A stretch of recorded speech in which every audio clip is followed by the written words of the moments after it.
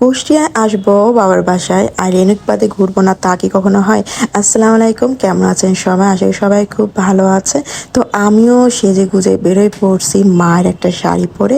এই জায়গাটা এমন একটা জায়গা, এখানে সবাই একটা বিনোদনের জন্য আসে, মানে ঘুরবে। আর কাপেলদের কথা আর কি বলবো, বয়ফ্রেন্ড গার্লফ্রেন্ডের কথা আর কি বলবো। তা তো মানে এই একটা জায়গায় আছে যেখানে শান্তি মতো বসে বসে সারাদিন গল্প করতে পারে। খুব মজার একটা জায়গা আসলে। এখানে আসলে মনে হয় যেন ছোট একটা কক্সবাজার আসছে, মানে মিনি কক্সবাজার যেটাকে বলে। তো আমি তো এখানে অনেক আসছি, বহুবার আসছি, কিন্তু আমার ছেলেকে নিয়ে আমি এই প্রথম আসলাম। যেহেতু শুক্রবার ছিল আর মানুষের চাপও জানি অনেক বেশি থাকবে, এই ফাঁকে আসলাম। এখানে আসলে মানে মনটা একদম ফ্রেশ হয়ে যায়। যেহেতু বললাম না, ছোট একটা কক্সবাজারের মতো, মানে চারিপাশে এত সুন্দর। আমার ছেলে নিয়ে আমি সেই হাঁটা শুরু করছি, ব্যাস ভিতরে চলে আসছি আমরা। বাবু তো দেখে ভীষণ খুশি, মানে পানি পড়া দেখে অনেক খুশি হচ্ছিল, মানে ওখানে ধরবে, ওখানে নামবে। আর আমার ছেলে আমার দিক তাকায় তাকায় সবার সাথে সাথে কথা বলছিল। তো আমরা এখানে একটা ছবি নিয়ে নিলাম।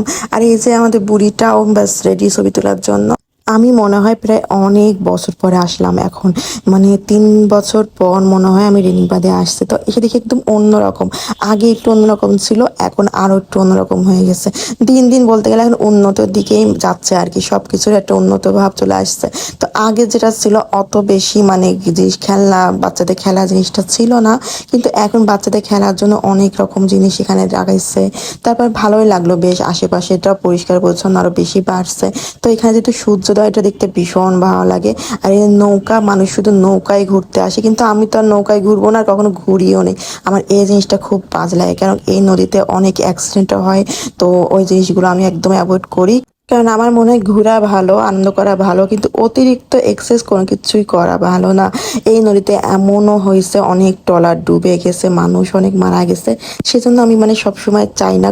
যেহেতু আমার সাথে আমার ভাই মেয়েটা ছিল, ও বারবার আম্মা ওই নৌকাতে চলো, কিন্তু পোলাপানের কথা শুনে তো আর হবে না, তাই না? তো এদিকে আমরা চলে আসলাম, যে বললাম না, ছোট একটা কক্সবাজারের মতো, মানে এখানে শুধু বালুই থাকবে, বালুই থাকবে। আর এই বর্ষাকালে তো এই সবই পানিতে ভরা থাকে। আর এখন যেহেতু বর্ষাকাল না, পানি তো শুকায় গেছে চারিদিকে, তো এদিকে বালু হয়ে গেছে। মানে মানুষের এত পরিমাণে ভিড়, মানে বললাম না, সব কাপেল প্রেমিক প্রেমিকারা সব আসে ঘোরার জন্য। এই কুষ্টিয়াতে এই একটা জায়গা বেশ চমৎকার লাগে।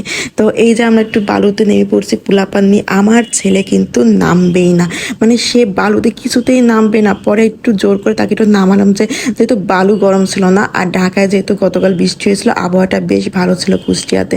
তো আমরা একটু দোলনায় চড়ছি, দোলনায় বসে তো আমার ছেলে আর নামবে না, মানে সে ভীষণ খুশি। আর আমি কিন্তু অত বেশি দোলনায় চড়ি না, কারণ আমার খুব ভয় লাগে পড়ে যাওয়া। অনেক হয় না, আমরা ফানি ভিডিও দেখি পড়ে যায় মানুষ, তো আমার এই জিনিসটা খুব খারাপ লাগে। তো আমি কখনোই দোলনায় চড়ি না। কিন্তু এখন সবাই ছিল, সবাই বললো, সবাই তো সামনে আমাকে পাহারা দিতে লেগে গেছে, পিছনেও সামনে। তো চললাম একটু, বাবু তো বেশ ঘুমায় যাচ্ছিল ওখানে বসে, ও আর নামবে না, আবার চড়বে। পাশের পুলাপানগুলো মানে এত দুষ্টু, ছোটরা কি চড়বে, দেখেন বুড়ো ধামরাগুলো সব বাচ্চাদের খেলার ভিতর খেলা শুরু করে দিয়েছে।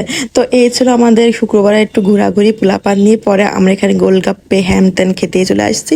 আসলে এগুলো খাওয়া ঠিক না, কি করবো, একটু ঘুরতে আসছি। তবে সবাই ভালো থেকো, আল্লাহ হাফেজ।